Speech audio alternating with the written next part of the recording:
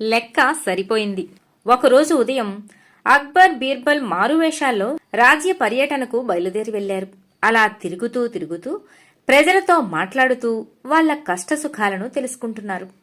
సూర్యుడు నడినెత్తి మీదికి రావటంతో ఇద్దరూ అలసిపోయారు. కాసేపు సేద తీరేందుకు చుట్టూ చూసి ఆ సమీపంలో కనిపించిన ఓ చెట్టు కింద కూర్చున్నారు ఇద్దరు.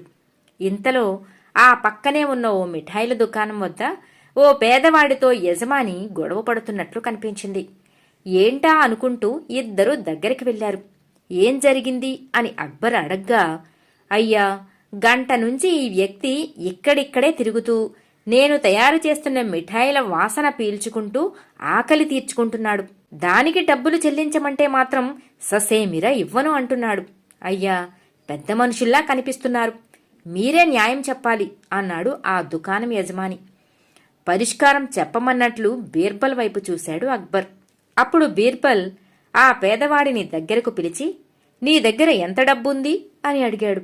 అయ్యా, నా దగ్గర ఉన్నది ఇదే అంటూ తన జేబులోంచి కొన్ని నాణేలను తీసి బీర్బల్ దోసిట్లో పోశాడు. బీర్బల్ వాటిని అలాగే తీసుకుని దుకాణ యజమాని చెవి దగ్గర గట్టిగా ఊపాడు. శబ్దం వినిపించిందా అని అడగ్గా, వినిపించింది అన్నాడు ఆ దుకాణ యజమాని. అయితే లెక్క సరిపోయినట్లే అని బీర్బల్ అనడంతో, అదెలా అంటూ ఆశ్చర్యంగా అడిగాడతడు. ఈ పేద వ్యక్తి మిఠాయిల వాసనతో ఆకలి తీర్చుకున్నాడని నువ్వే అన్నావుగా, అలాగే నువ్వు కూడా ఈ నాణాల శబ్దంతో సరిపెట్టుకో అనడంతో ఆ యజమానికి నోట మాట రాలేదు.